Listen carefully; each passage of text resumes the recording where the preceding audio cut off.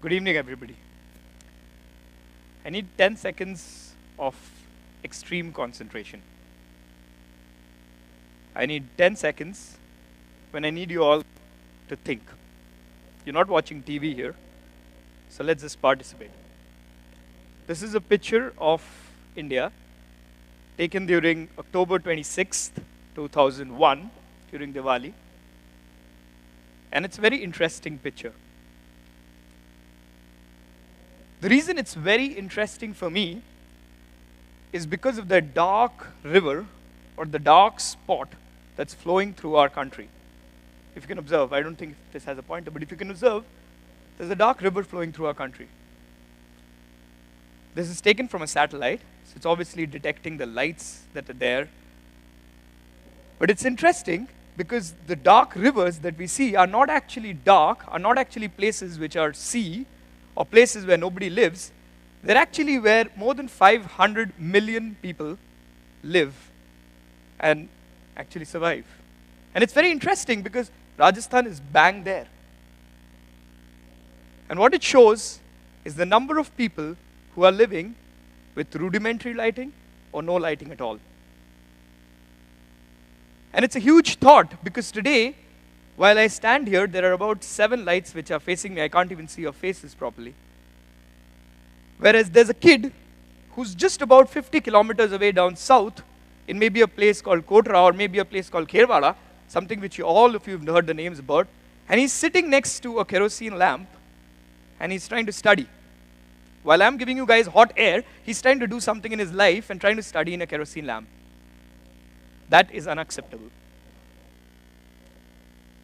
This is a picture of Bengal. It's interesting, we Bengalis are very much passionate about ponds and fishes and eating fishes. Interestingly, they all have a bath on the same river and they watch in the same pond and they wash their cattle also in the same pond and we all eat the fish from the same pond and we drink that water too. And that's completely unacceptable. That's unacceptable to me and that should be unacceptable to all learned people over here.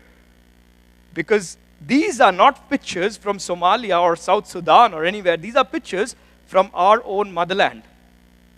These are pictures that while our finance minister stands and talks about 6.9% growth, these guys are shrinking. Not at 6.9%, friends, but at 16 or 20%. My name is Rustam Sengupta. 3 years ago, I was working in Standard Chartered.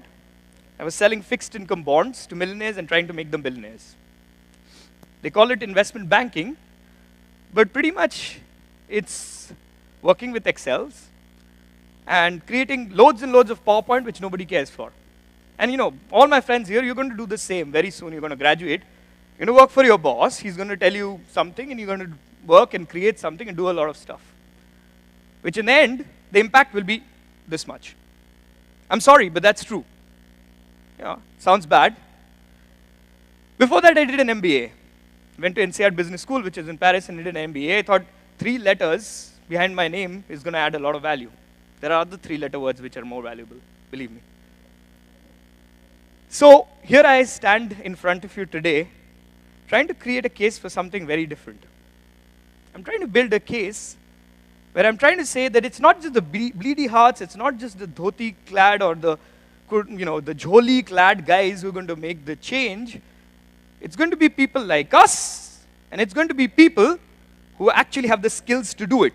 And that's where I differ from all the other people working in the social field, because you have to be capable. You can't be a career politician whose only lesson in life is to win elections and know how to do development, know how to build products for other people which can sustain them. You can't be a person who's always been living in one place without exposure and get ideas from outside and implement them. You can't. And that's why we guys can, because we have the privilege to sit here. We have the privilege to study in big universities and get the exposure. A lot of people have epiphanies where, they are in a village and they go like, wow, it touched me, changed my life, and I decided. I didn't have an epiphany with that. I'm sorry. I had an epiphany when I saw something like this. I was in Germany, and I saw a little dude or not a little dude, a big German dude, sorry, actually carry a little device. And whenever, his cell phone would beep and lose charge or whatever, he would just put it out in the sun for a little bit, charge it and use it again. This is a solar mobile charger. And that was my epiphany.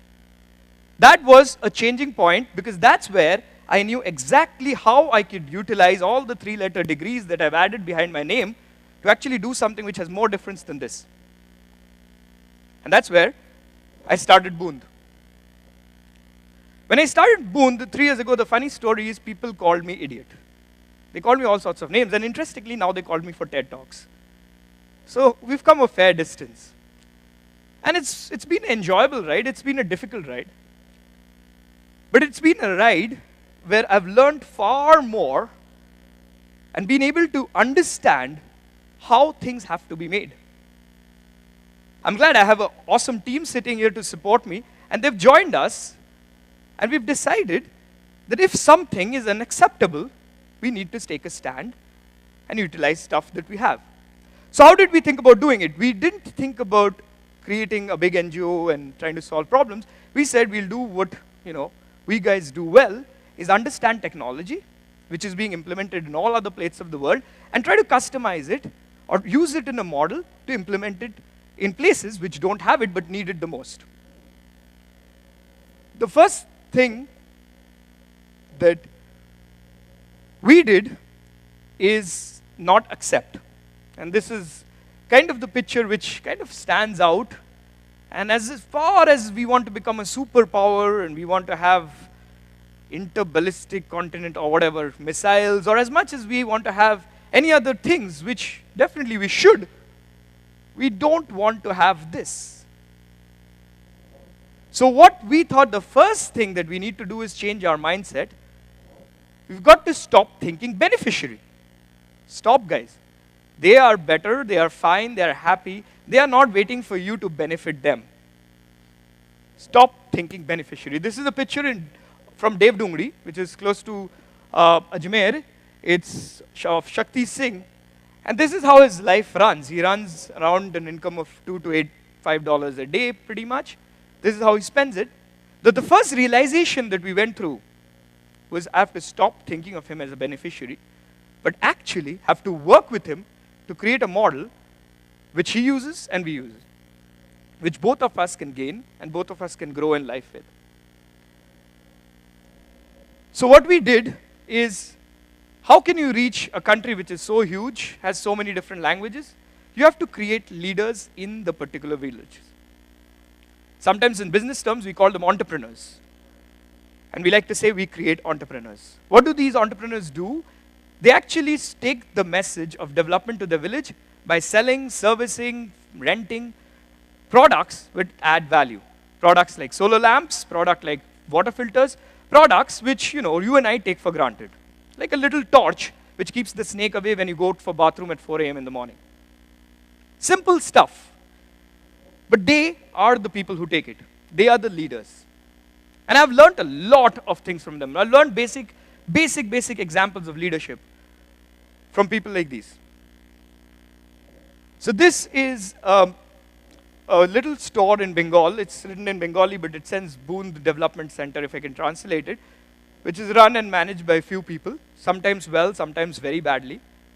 But it's basically about creating entrepreneurs. It's about creating foot soldiers who can go to different parts of the ground. So I'm sorry if a lot of you came here and thought there's going to be a huge TED Talk and you can take notes to solve your problems. That's bullshit.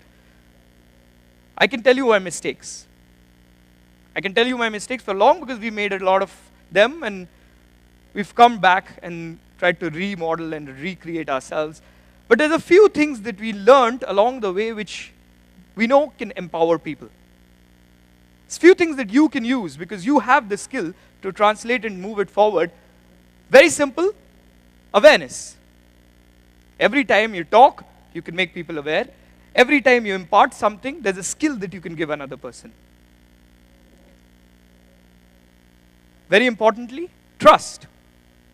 That's sort of the most important thing that's lacking in today's time is we have to impart trust. By trust, you mean if you have an entrepreneur, you trust him. You give him something, you trust him, you build the relationship. We've got to go back to like the 18th century where we had shops which catered to people in a very trust and relationship manner, where you wouldn't buy a product without really feeling a goodness or a kind of a connection to the person. So we realized trust is very important. This lady is a fine example. She's HIV positive. She doesn't work for us anymore because she's not healthy anymore. Her name is Rose. And she's in a little village in Manipur called Ukhrul. That village is closer to Myanmar than it is to India. She takes the products there. She builds the trust with the community, and she sells stuff that she believes in. This is a very recent picture from our trip to Pali, which is, everybody knows Pali, which is very close to this place. It's where women who've never sold tissue paper in their life or dealt with anything complicated, like even folding a piece of paper to make a airplane, are actually selling complicated products like solar lamps. Things that I can bet if I open it up from you guys are going to be confused too. They're doing it. Why? Because they can get respect out of it. Because an entrepreneur or a creator has far more respect in a society, into way to move forward. So we realized that's another big learning, is to create respect and create growth and how people work. Finally, we realized everybody needs an identity. And that was another learning, big learning that we got from working and creating entrepreneurs in villages, is everybody needs a clear defined identity on what they are doing and how they are doing it, and a sense of security among their own social group. So we started moving through and started building, and we've been doing that for the past 2.5 years now. We're all over Rajasthan, and you can check us out whenever we have an office in Udaipur.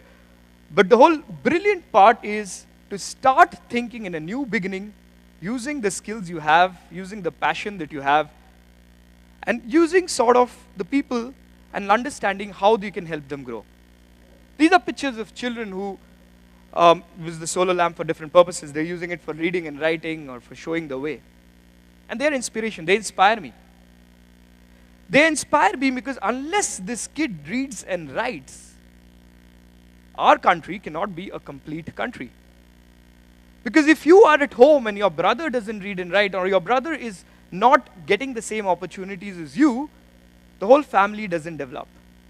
And that's something that we have to put into our head, that as many malls that we create in Gurgaon, or as many airlines that we create which basically need money to bail out, you need to move there. And the bigger part of that is you have the capacity and the capability to be these leaders.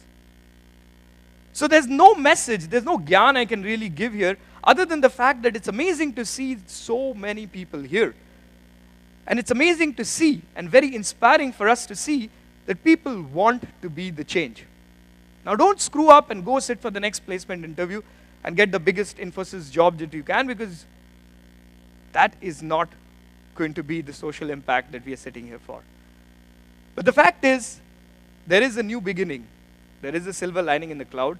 And it's optimistic, because 10 years ago, a talk like this would probably have 10 people sitting here. So thanks for coming. I hope you enjoyed the journey. And please come, join, and help us out. Thank you.